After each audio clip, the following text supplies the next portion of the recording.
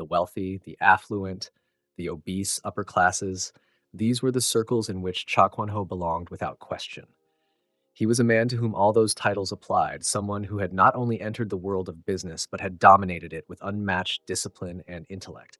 That was the kind of father Chan-ok had known his whole life, a man both revered and feared. As for Chan-ok himself, he had been born into that privilege, though not by blood. His life with the Cha family began when his older brother, as a young boy, had once approached their father with an oddly innocent yet impactful request.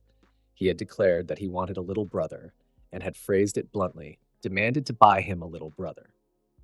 At those mere words, without much thought or hesitation, Chanok had been adopted. He had become part of the family, stepping into the role of younger son and younger brother when he had just turned 5. His father had given him a life overflowing with comfort, luxury, and status, one that could not be compared to anyone else's.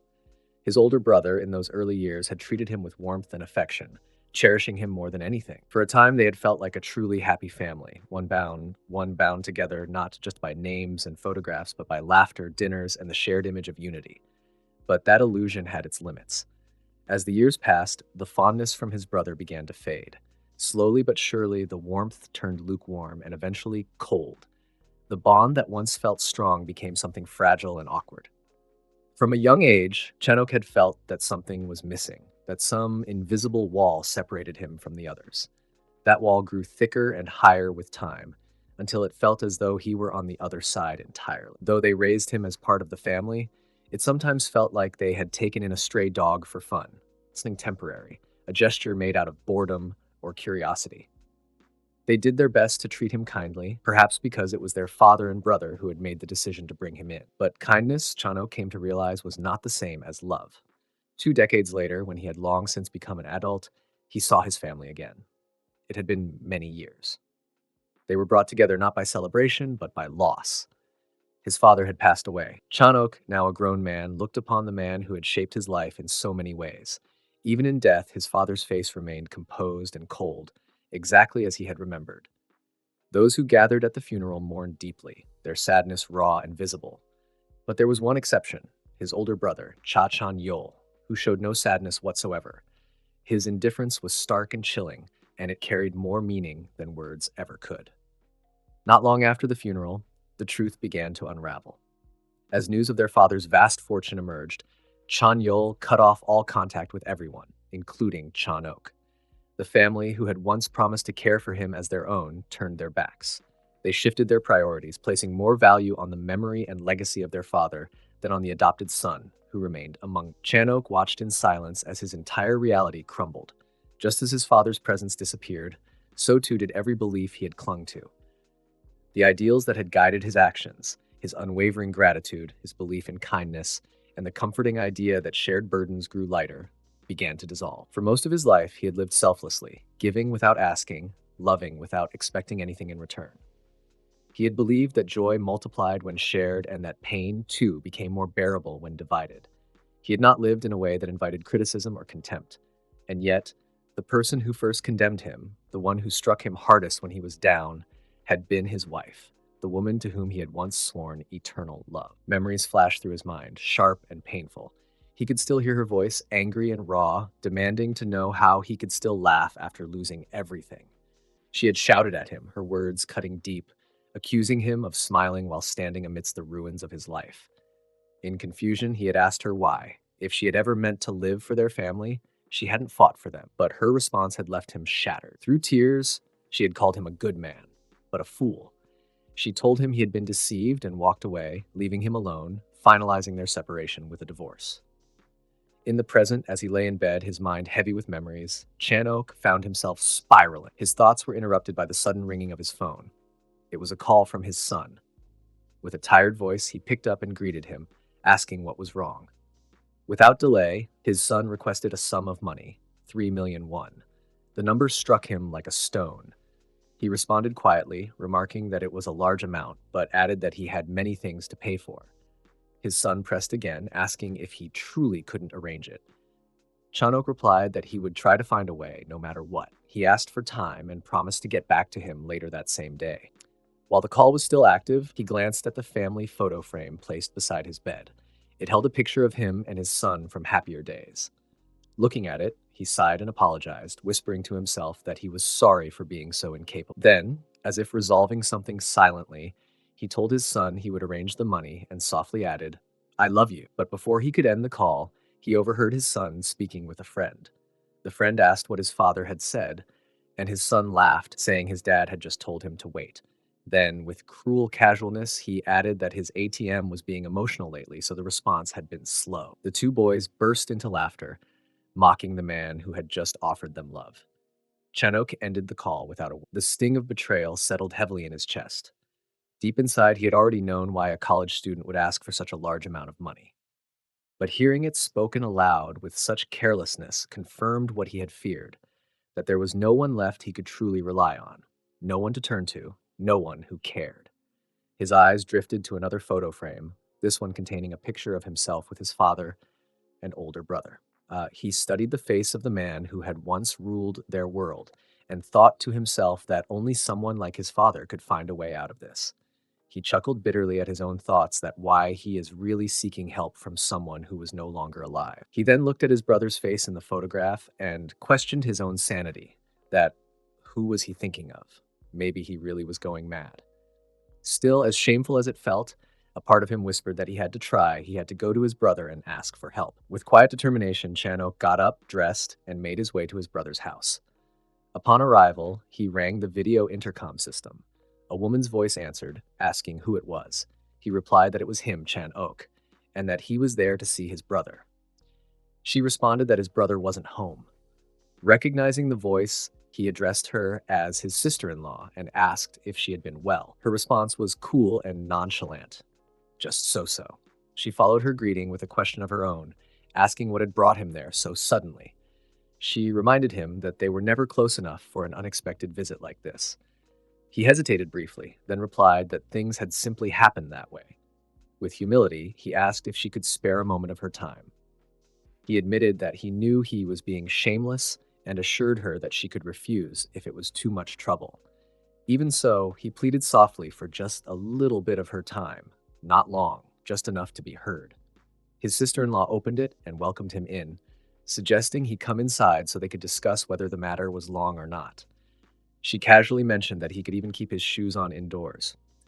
He thanked her politely and stepped inside. She remarked that, in any case, her husband wasn't around at the moment. Glancing at him, she added with a faint smile that she should probably start calling him brother-in-law now. She then noticed the somber expression on his face and questioned him, asking why he looked so gloomy. She wondered aloud why he was acting like that. He looked at her, trying to grasp the point she was making, and asked what she meant. She gave a slight sigh and asked if he truly didn't understand their shared circumstances, motioning for him to sit comfortably on the couch. She went to prepare a drink for him and returned, offering it with a calm expression as she asked, "What's the matter that brought her brother-in-law here?" It was evident that he had come to ask for something, though he was struggling with his pride. She noticed the nervousness and worry in his demeanor and asked him directly what was wrong, adding that something definitely seemed off about him. She also commented that he must have had enough leisure to take his time coming over. Then, out of nowhere, he suddenly blurted out a request. He asked her to lend him some money. She set her glass aside and, without a hint of emotion, asked how much he needed. After a brief pause of hesitation, he responded softly that he needed 3 million won. She stared at him, stunned, and exclaimed how absurd it was. She asks, "Do you really need that much money?" Chanoke lowered his gaze, apologizing earnestly and assuring her that he didn't mean to make her uncomfortable. He promised to pay her back as soon as possible and begged her to help him just this once. But her tone turned sarcastic as she questioned his ability to repay her. Even if he had been adopted, she reminded him, he had once been called the son of a man who was regarded as a king. Yet now here he was, crawling to her for help. Not for 300 million or even 30 million, but just 3 million won. She scoffed at his audacity and added that the only reason she hadn't caused a scene was because her husband wasn't home. Otherwise, it would have been quite the spectacle. Leaning closer to him, she whispered that his late father would have been proud to witness such a fall from grace. She reminded him that it was precisely because of his current, pathetic state that the woman who used to be his wife was now doing cardio workouts with other men. Her words struck him deeply, and he felt overwhelmed with shame and insult. Trying to maintain some composure, he responded that he was sorry, admitting that the last comment was a bit too much. He confessed that he had his own burdens lately and had been feeling increasingly sensitive. She sighed and advised him to clear his head, mentioning that she needed to go to her room for a bit. As she walked away, he turned his eyes to the family photo hanging on the wall. It was a picture of his brother, his sister in law, and their daughter. Just then, she suddenly reappeared behind him and asked whether he thought her daughter was pretty.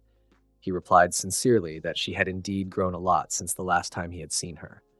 She laughed and remarked how thankful she was that her daughter didn't resemble her father at all. They both chuckled at that, and in the next moment, she handed him a bundle of cash, 3 million won. He looked down at it with a wave of gratitude, expressing his sincere thanks. However, her eyes narrowed with a teasing glint, and she added that if he agreed to do a little cardio training with her today, she might give him a bit more on top of that. His face turned pale with nervousness, and he hesitantly asked her what she meant by that. She calmly replied that it had been a long time since either of them had been alone. She confessed that she couldn't even recall the last time the man who was supposed to be her husband had come home. Still looking alarmed, he tried to dismiss her words and asked what she was talking about. She stared back at him and reminded him of what she had said earlier. They were both in the same situation. She proposed they take revenge. She would get back at her husband, and he could get revenge on his ex-wife. She assured him there was no need to pretend or hide anything, as she already knew he hadn't been with anyone since his divorce. She could sense the desire he had been suppressing for so long and offered to release it all, suggesting that they could make a perfect partnership in the so-called wrestling. He looked more and more uncomfortable, repeating that they shouldn't be doing this. But she leaned in and asked what the problem really was. If they were honest, she pointed out he and her husband weren't even blood relatives. Not a single drop connected them. Everything would be fine as long as they didn't get caught. She smiled and said softly that it would be their little secret. Then, with a suggestive tone, she asked, "Shall they start now?" After completing his conversation with his sister-in-law, Chanok went to a bank ATM to carry out a transaction. While checking his account balance, he was stunned to see the amount deposited. Without wasting time, he immediately called his sister-in-law and mentioned in disbelief that he had only requested 3 million won, but had received 10 million won instead.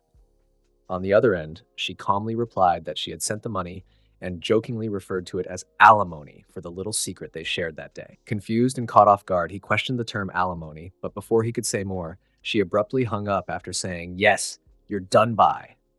He tried to continue, insisting he wasn't finished talking, but the call had already ended. As he stood there with his phone in hand, he began to wonder if this was meant to be compensation. A deep sense of worry clouded his face, and his thoughts grew conflicted. He recalled her earlier words, how she had said she didn't think he was the type of little brother who would disagree. She had teasingly added that she never expected him to have such a cute side, and suggested that he must have imagined a wrestling scenario with his older brother's wife.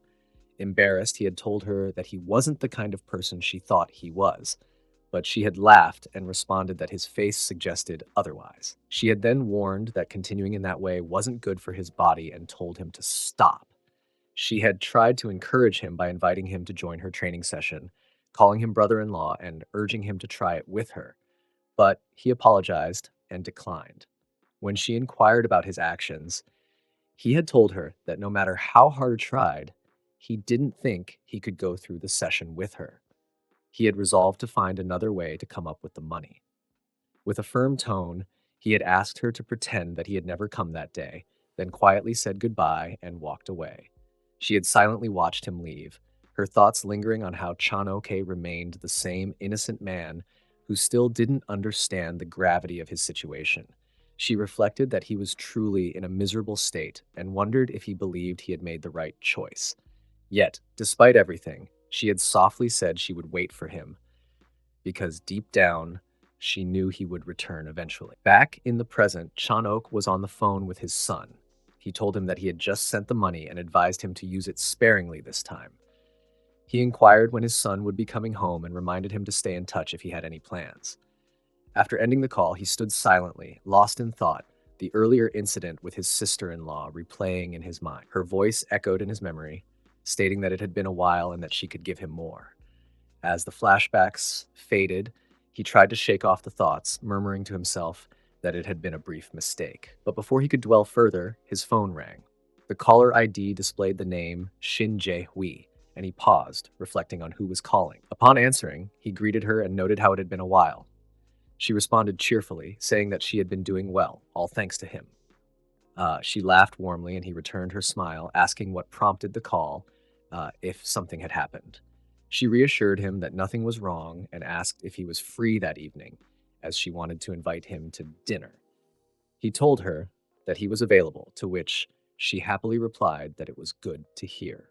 She mentioned that she had received a generous bonus this time and explained that she wanted to treat him to dinner. He chuckled and called her a silly girl, telling her that it was all right and she didn't need to do that, especially since she probably needed the money more. But she insisted. She told him that it was the least she could do, given everything she had received from him. She had nothing else to offer, and treating him to dinner was the only thing within her means to express gratitude. She asked if he could at least allow her that small gesture in return for what he had done for her. Later, Chanok arrived at Chong. As he took in his surroundings, he reflected on how much had changed since the last time he had been there. Everything felt different. The ambiance, the air, even the vibe had shifted. Just then, a familiar voice called out from behind. It was Shin Jae-hui, waving at him cheerfully as she approached. He looked at her and wondered why she had chosen to dress in such a manner. He questioned if she was truly embracing her femininity now.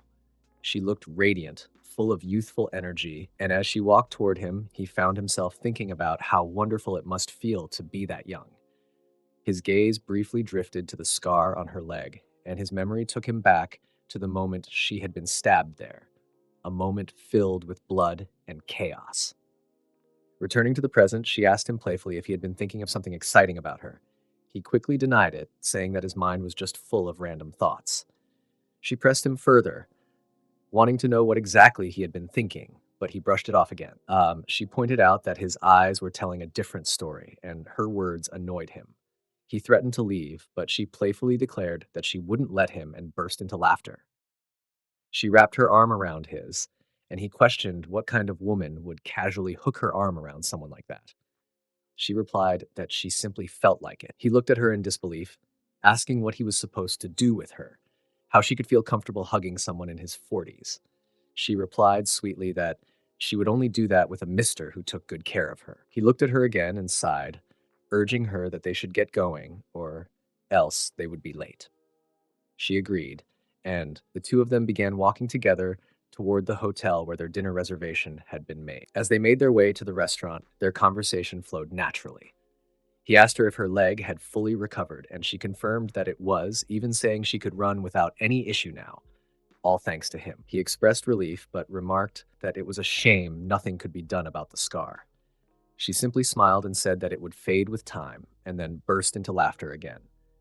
He acknowledged with a faint nod that it was truly good to see her cheerful again after every. Her eyes lit up as she responded, saying that she felt the same. She genuinely liked the version of herself that she had become late. There was a shy gleam in her expression as she admitted that this moment almost felt like she was out on a date with her boyfriend. Not expecting such a remark, he turned toward her with a confused look and instinctively attempted to pull his arm away, trying to maintain some distance. But she quickly laughed it off, her voice playful and teasing, assuring him that she was only joking. Despite the awkward moment, the atmosphere between them didn't sour. Soon, the two arrived in front of a grand hotel. She motioned toward the entrance and casually informed him that everything had already been arranged. Reservations were made, and there was no room for second thoughts now. Her voice carried a calm confidence, reassuring him not to worry as she would handle everything from here on. As he stood still and stared at the hotel's lavish structure, a sense of discomfort crept over him.